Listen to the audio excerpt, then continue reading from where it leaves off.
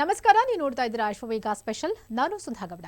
Metric ನಂತರದ ಕೋರ್ಸ್ಗಳಲ್ಲಿ ವ್ಯಾಸಂಗ ಮಾಡುತ್ತಿರುವ ಅರ್ಹ ಹಿಂದುಳಿದ ವರ್ಗಗಳ ವಿದ್ಯಾರ್ಥಿಗಳು ಹಾಗೂ ಪ್ರವರ್ಗ 1 ಅಲೆಮಾರಿ, ಅರೆ ಅಲೆಮಾರಿ ವಿದ್ಯಾರ್ಥಿಗಳಿಂದ ವಿದ್ಯಾರ್ಥಿ ವೇತನಕ್ಕೆ ಅರ್ಜಿ ಸಲ್ಲಿಸಲಾಗಿದ್ದು, ಅರ್ಜಿ ಸಲ್ಲಿಸಲು ಫೆಬ್ರವರಿ 15 ಕೊನೆಯ ದಿನಾಂಕವಾಗಿದೆ.